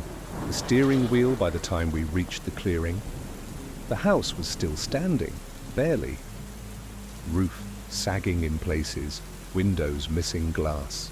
The porch had buckled on one side and vines wrapped around the posts like they were trying to pull the whole thing back into the ground. But it was beautiful in a weird, lonesome way. Old wood, hand-cut nails, even the smell of moss and old smoke gave it this haunted charm. Ria said it looked like something out of a folk horror movie. We laughed, but only a little. Inside, the place was bigger than it looked. A long hallway split the house in half, with 2 bedrooms on one side, and a kitchen and parlour on the other. Everything smelled like wet earth and cedar. The floor creaked in long, tired moans, and something in the walls ticked when the sun hit them just right. That first day, we swept up broken glass, patched a few holes in the floorboards, and hung plastic over the window frames. Pretty standard for us. That night, we sat around a camp stove in the old dining room, eating soup from metal mugs and laughing about past trips, like the time my aunt swore she saw an axe embedded in a tree that vanished by morning, or the time Robert fell through a barn floor into a nest of snakes. The usual weird family stuff. We weren't scared yet, not really. If anything, it felt like a normal start to another odd chapter in our family tradition. But I should have paid more attention when Ria said, "It's weird that the back bedroom is the only room with locks on the inside, right?" We all kind of shrugged. Old houses have quirks. Maybe someone used it as a panic room. Maybe it was nothing. But now, thinking back, that was probably the moment the house started paying attention to us. The moment it knew we were inside, settling in, becoming familiar enough to learn. The second morning started the way most of our trips did. Coffee boiled in an old percolator over the fire pit, paper plates, the buzz of sleepy adults half listening to Robert read out loud from the Restoration. Checklist. Each house we stay at comes with its own unwritten rules, even if no one says them out loud. You respect the structure. You leave things where you found them unless they're dangerous. You never paint over old writing, and you always leave a token behind when you leave. That last one is big for my family. It's always been part of the tradition. It sounds strange, I know, but it's just one of those things that's baked into our routine. My grandma used to say, "Don't take more than you leave, or the house will follow you." As a kid, I thought she meant energy or guilt. Now I'm not so sure. I asked my mum once why we left offerings at every place, little things like a toy car, a marble, even a strip of cloth, and she just said, "So the house knows we meant well." That's how seriously we took it. At the Whalen house, we followed the same routine. After breakfast, we paired off to work on different zones. Ria and I took the back bedroom and started pulling up some loose boards. We found a small rusted key under one plank, the kind that might go to a padlock. We put it on the windowsill, didn't touch it after that. Later that day, my dad and Uncle Robert dragged a fallen beam off the porch, and we swept out the fireplace. Nothing out of the ordinary. Not yet. But even on day 2, things already felt tight. The hallways seemed narrower. The shadows in the back corners a little too dark. Ria said she felt like someone had been standing behind her in the kitchen earlier, but when she turned around, it was just a broom leaning against the doorframe. I told her it was probably the light playing tricks, but she didn't laugh like she usually would. Instead, she said it felt like breathing, not just presence. And that shut me up real quick. That night after dinner, Uncle Robert decided to do his family orientation. A dumb name for a tradition we've kept since I was a kid. We all sit in a circle with our flashlights, say one thing we appreciate About the house, and then recite the closure lines. It's basically a prayer, though no one calls it that. Robert lit a candle and set it in the middle of the floor, then handed out slips of paper with the usual phrase, "We're here to clean, not to keep. What you have is yours to hold. What we bring, we leave. What we see, we respect." Everyone reads it together. And after, we stay quiet for 1 full minute. No moving, no talking, like giving the house time to hear it, time to answer if it wants. Most of the time, it's just a weird, quiet moment. But at Whalen House, something changed. When we finished and sat there in the stillness, I swear I heard a sound beneath the floor. Not loud, but sharp. Like a fingernail tapping wood. Once. Then again. Like a response. I looked at Ria. She was already looking at me. Her flashlight flicked once. Then again. And she mouthed, "You heard it too?" I nodded. But neither of us said a word out loud because we knew the rules. And one of them is this: don't talk about what the house says unless it speaks to everyone. The adults acted like nothing happened. They stood, stretched, and went on like it was another peaceful evening. But I kept glancing at the floorboards, half expecting something to push up between the cracks. Like a splintered finger or a voice made of dry leaves. Nothing came through, but that didn't help, because sometimes silence means you're still being listened to. Later, in the dark, Ria leaned over from her sleeping bag and whispered that she found the key missing from the windowsill. I asked if maybe it fell. She shook her head, said she'd left it next to her phone while brushing her teeth, then came back to find both gone. The phone turned up under her pillow an hour later, but the key was still gone, and she hadn't moved a muscle. We both stayed awake for most of the night. Every groan from the wood, every gust of wind made us jolt. Around 3 a.m., I swear I heard something breathing again, not in the room, under it. Long, slow inhales, deep, like lungs made of dirt. Ria heard it too. I know because I heard her whisper, "Do you smell that?" And yeah, I did. The smell was like turned soil, wet basement, something not supposed to be inside a house, something old enough to remember when the walls were still trees. The third day started with fog, thick, wet fog that blanketed the whole clearing and rolled down from the tree line like it was being poured out of a bucket. My mum said it was just the dew and morning temperature meeting, but I'd never seen fog like that before. So dense, it muffled sound and made everything look faded at the edges. Even the house seemed to lean into it, its walls blurred, like the woods were trying to reclaim it before we could stop them. We kept working though. That's what we do. We keep busy, no matter how weird a place feels. I helped Uncle Robert replace a piece of roof flashing, while Ria and my dad worked on clearing brush from behind the house. She told me later she found bones out there, small ones, like from a rabbit or squirrel. But they were arranged in a circle. And right in the middle, her missing key. Clean. Shining. No rust. No dirt. like it had just come out of a drawer. She didn't tell anyone else, just slipped it into her pocket and didn't bring it up again. I think we both understood by then that this place didn't want us asking questions. It wanted us to pretend everything was fine, to fall into the rhythm, to belong here. After lunch, the adults decided to let us do the inventory. Each room gets logged, what's in it, what's damaged, and what's been added. We use a printed checklist, mark it all down, and compare it to the old notes in the binder. The idea is to track how the house has changed over time. But at the Whalen house, there were things on the list that didn't match anything in the binder. In the parlour, we found a wooden cradle. No one remembered seeing it the day before. Its legs were warped, one of the slats cracked. Inside there was a bundle of cloth that looked like it had been there for decades. We didn't open it. Neither of us wanted to touch it.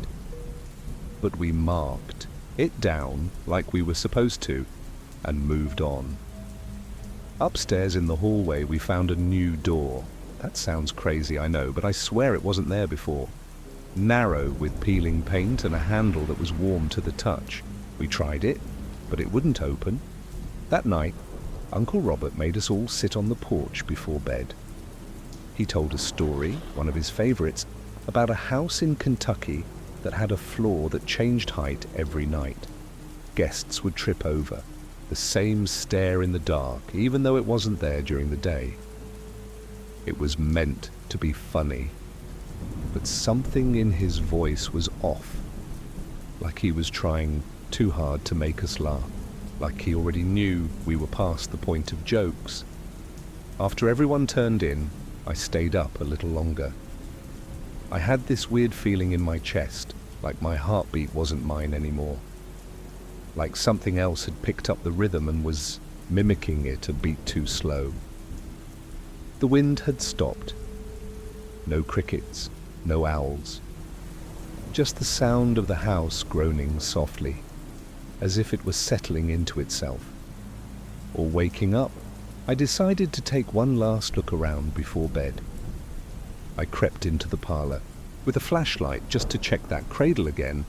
It was still there, but the cloth inside, it had moved, slightly, shifted, like something had been swaddled and turned over. And next to it, resting gently on the edge of the cradle, was Ria's phone. The one she'd told me went missing the night before. The screen was cracked now, and across it, traced in fog from the inside, were 4 words, "You left the door." I didn't tell anyone about that either. I should have, but I didn't want to give it power. That's the rule. That's what we were taught. You don't Name it. You don't make it real. You treat the house like a wild animal.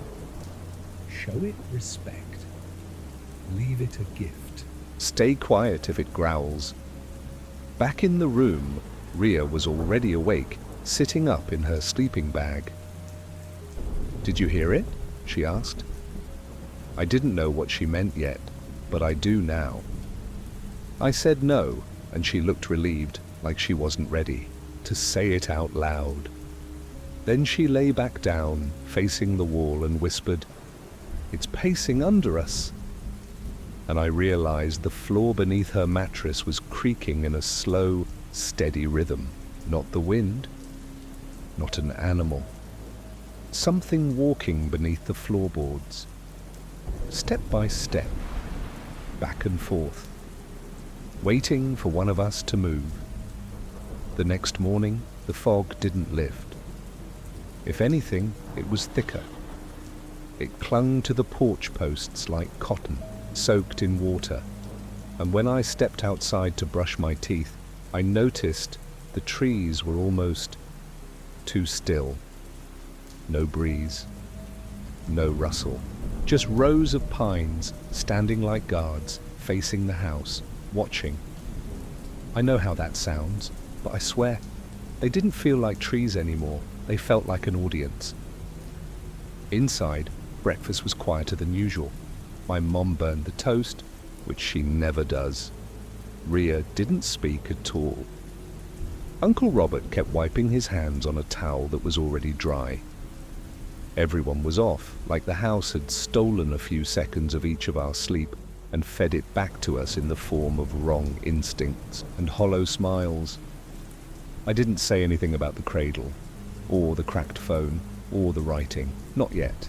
But I saw it in Ria's eyes. She knew something had changed too.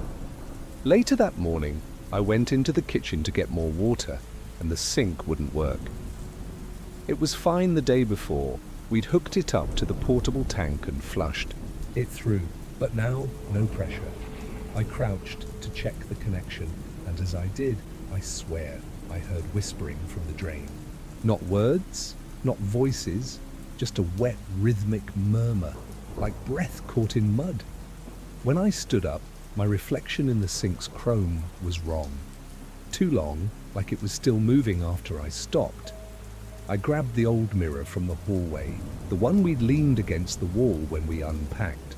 I wanted to check, just to make sure I hadn't imagined the distortion, but when I looked, the mirror wasn't reflecting anything at all, just black. And not a flat black either. It looked deep, like looking down into a well that had no bottom. I turned it toward Ria without telling her what I saw. She looked, and her whole face drained of color. She didn't say what she saw. I didn't ask. We both just walked away from it and didn't look back. By noon, my mum said she'd lost her notebook, the one she always kept in her coat pocket. She asked around, but none of us had seen it. Then my dad said the tool chest was missing a hammer. We thought maybe someone left it outside, but a search turned up nothing. That's when we realized something. None of us had been outside that morning. Not once. We'd all been in the house, and still, things were going missing. That afternoon, the temperature dropped hard. It was like walking through meat locker air, but only in certain spots. Stand by the fireplace. Warm. Walk 3 feet to the hallway. Freezing. I passed through the cold patch once, and my ears popped like I'd dropped underwater. I turned and looked behind me, and I swear to God something was standing in the corner. Not a person, just a shape. Not darker than the room, brighter. Like it was outlined in dull silver with no features, no eyes, just watching. I told Uncle Robert. He gave me this long, haunted look and said, "Yeah, I know, it touched the back of my neck last night." He said it in the same voice someone might say they left the oven on, calm, resigned, like he was trying not to wake it by talking too loud. That's when I realized we weren't guests in the house anymore. We were inhabitants. It had let us stay long enough to draw us in, long enough to understand us, to know where we would go next, what we would reach for, what we would miss when it was gone. That evening, we tried to eat dinner together, but nobody was hungry. Ria kept looking at the back bedroom like she could hear something inside it. I finally asked her what was wrong. She said the room was bigger than it used to be, not by a lot, just a few inches, but enough to notice. She said she measured it with her sleeping pad the first night. It had fit exactly between the walls. Now it didn't. There was space, a gap that hadn't been there before. After dark, we heard the pacing again. This time, it was faster. Not urgent, but deliberate. Like someone walking in tight circles under the floor, counting steps. We moved our sleeping bags to the parlor and stayed up with the lights on. But around midnight, the lights dimmed, just slightly, like the power was being siphoned. And then the pacing stopped. We held our breath. Total silence. That was worse than the noise. When we finally reached the station, it was abandoned. No ranger, no phone line, but it had a locked gate, steel-reinforced windows, and enough space to breathe without hearing footsteps above or below. We stayed there until morning. None of Us slept. We just sat in a circle, backs against the walls, waiting for the next sound. waiting to see if one of us would start moving wrong. In the daylight, a hiking couple found us. Took one look at our filthy clothes, bleeding hands and hollow faces, and called the county sheriff. We didn't tell them the full story. Just that we got lost, that the cabin had collapsed, that something chased us out. They wrote it off as wilderness disorientation, maybe mold exposure, maybe shared hallucination, but we knew. We knew what we saw, what we left behind. The sheriff sent a crew to investigate the Whalen property. They found the clearing, the burned remains of a structure, and the truck, completely empty. No tools, no bags, no signs of us ever being there. Just a circle of small footprints in the ash, walking in loops, pressed too deep to be human.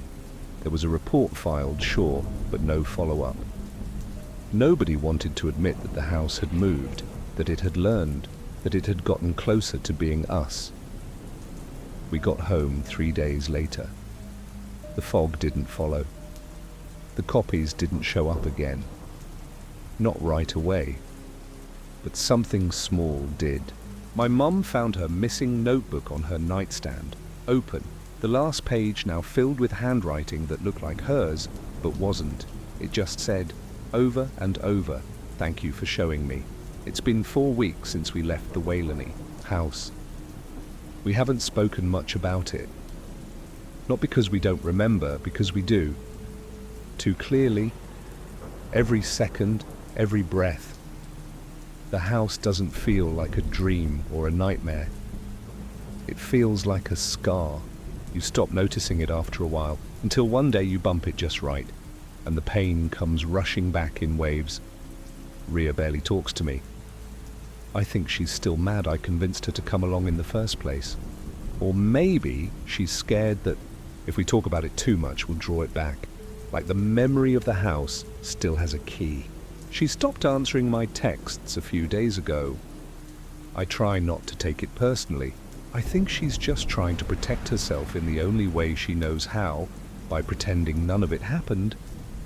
My mum started sleeping with the lights on. She says it's just nerves, but I've seen the way she checks the closets before bed, the way she lingers at the attic door, just listening. My dad quit shaving. His hands tremble now. He won't admit it, but I think he hears it too. Something in the walls. Something moving in short, careful bursts when the house gets too quiet. Uncle Robert hasn't said a word to anyone since we got back.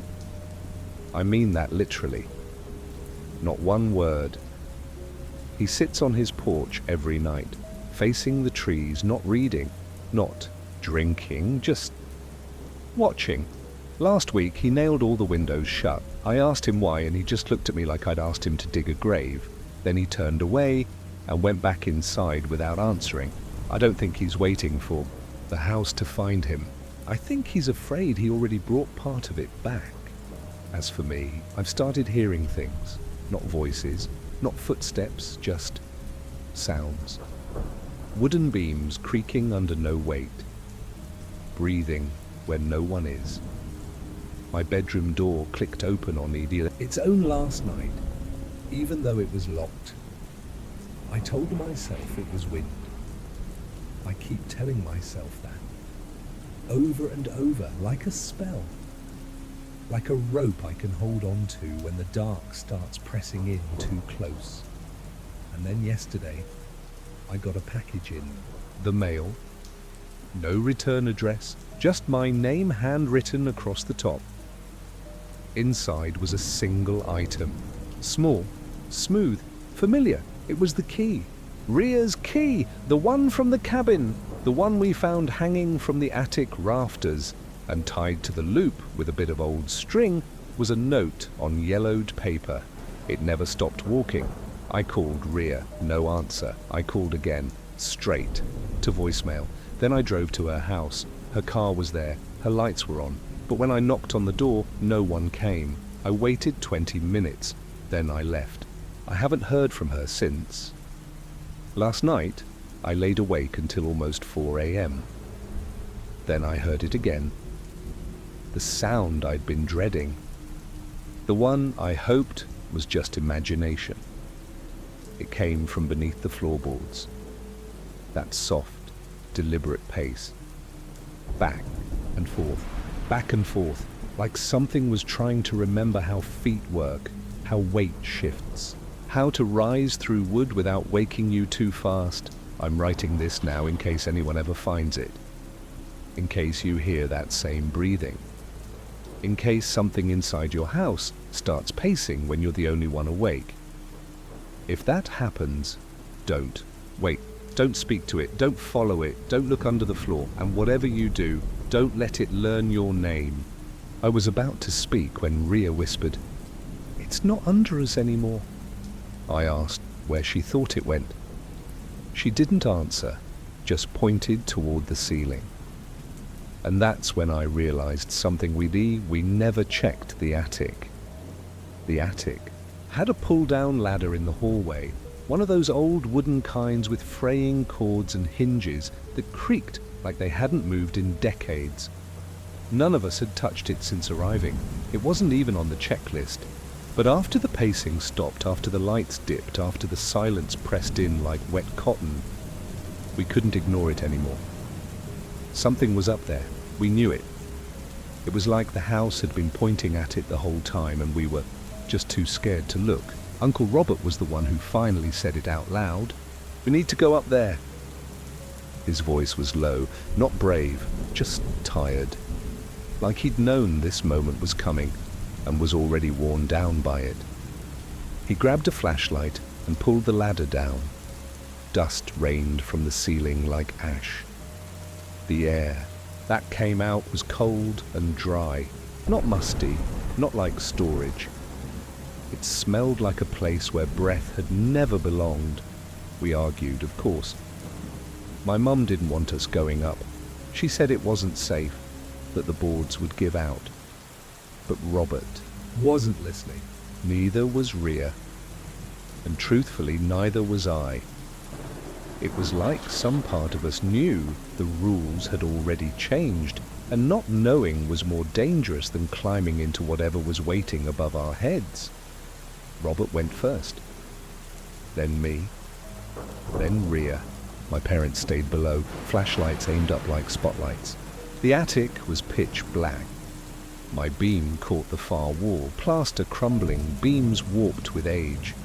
At first, it looked empty. Just dust and scraps of old insulation. But then I saw the footprints, bare, human, deep. Like someone had been pacing, up there in circles, over and over, just like the sound we'd heard below. They weren't adult-sized, they were smaller, like a child's, but too wide. The toes splayed out like they'd never worn shoes, and they led to the far corner where the dust was disturbed, scattered like something had laid down there, or crouched. For a long, long time, then Rhea gasped. She pointed to the rafters. Hanging from a nail was a string, and on that string, swaying gently, was her key, the one that had vanished. It had been returned, hung like a charm, like a warning, or a gift. She didn't touch it, just stared at it until Robert told us both to go back down. We listened. We didn't argue. We should have, because we left him up there alone for just 30 seconds. But by the time we reached the bottom of the ladder, something had changed. He came down slower, face pale, not panicked, blank. He looked at me, then Rhea, then our parents. Then he said, "There's a door up there now." We all asked what he meant, but he wouldn't answer. Just said, "It wasn't there before, I swear to God it wasn't there." He went outside after that, lit a cigarette, which he hadn't done in years. He stood in the fog and didn't come back in for hours. That night, the cold came early. Too early. The kind of cold that doesn't belong in a southern spring. It sank into our clothes, our bones, even the blankets. My mum said it felt like being buried. That's when Ria said something I haven't forgotten. It's not pretending anymore. I asked what she meant. She said, whatever it is, it's done waiting. It knows who we are now. And I believed her. Because she wasn't scared when she said it. She was certain. We heard something under the floor again around 1 a.m., but this time it wasn't pacing. It was breathing. Long, raspy breaths, like lungs that hadn't been used in a while, like someone, or something, had finally woken up. I pressed my ear to the floor and instantly regretted it. Not because of the sound, but because I felt warmth rising through the boards, and the quiet, rhythmic hum of something whispering. It wasn't words. Not yet, but it was learning. I sat up fast, heart racing, told everyone to pack. We were done. But when we looked around, half our stuff was missing. The gear bags were half empty. Ria's flashlight was gone. My jacket, my notebook, all of it had disappeared. And right in the center of the parlor floor, arranged neatly, were 5 objects we hadn't seen before. A child's shoe, a broken music box, a comb with long black hair stuck in the teeth, a cracked teacup, and a photo of a family we didn't recognize. But behind them stood this house, years ago, long before any of us were born. That's when it hit me. The house wasn't haunted. It was haunting. Not with spirits, with us. With every piece we brought inside, it learned from us, picked from us, memorized our movements, our habits, our objects. It didn't just take things, it absorbed them. And now it had enough to mimic, enough to wear, enough to replace us. Ria screamed. My mom grabbed her arm. My dad told us all to get to the truck, but it was too late. The engine wouldn't turn, the keys were gone. And in the fog behind the windshield, something was moving. Slowly, deliberately, stepping out of the trees. My height, my walk, my face. At first, we didn't move. None of us could. That thing outside the truck, my height, my frame, my exact face, was just standing there in the fog, one hand pressed against the windshield like it was trying to remember how to knock. Its face was blank, no emotion, just my features set in place like a mask slightly off, like someone drawing from memory with their eyes closed. Ria was the first to scream. My mum yanked her back, slammed the front door shut, and locked it. Even though we all knew a latch wouldn't mean much if something really wanted in. My dad tried the truck key again, swearing under his breath, but the ignition clicked uselessly. The engine wouldn't even try. That thing outside didn't blink, didn't step back. It just slowly tilted its head like it was hearing something. We couldn't. Something underneath the noise, Uncle Robert burst through the front door with a flashlight and a shovel. He didn't say a word, just pointed toward the woods and yelled, "We go that way, now." Nobody argued. We grabbed what we could, barely anything, and took off into the trees. The fog swallowed us instantly. It wasn't natural. It didn't move or shift like real mist. It just was, like a thick wall of breath frozen in place, branches whipped at our arms. The dirt trail vanished within seconds, but Robert knew how to move in these woods, and we trusted him. Behind us, I could hear crunching footsteps, not one set, 2, then 3. I looked back once and saw them, shadows shaped like us, moving through the fog with our postures, our clothing, but not quite right. My mum's double had arms too long. My dad's walked with a limp that he didn't have. And mine was smiling even while it ran. We moved fast, dodging roots and brambles, slipping down the slope behind the old well house. I tripped once, skinned my hands on gravel, and when I stood back up, my flashlight was gone. I didn't have time to look for it. Something brushed past me in the dark. Cold, damp, like moss wrapped in skin. Ria pulled me forward, yelling at me not to stop. She was crying, not out of fear, out of anger. "It's not fair," she kept saying. It wasn't supposed to pick us. We broke through the tree line onto a gravel road that hadn't been used in years. Robert said if we followed it north for about 2 miles, we'd hit a ranger station that was still listed on the old maps. We ran until our lungs burned, until our shoes started falling apart, until the woods no longer looked like they were breathing. The fog faded as we put distance between us and the house. Not all at once. It peeled back slowly, like it knew it couldn't follow, but it wanted to remind us that it almost did.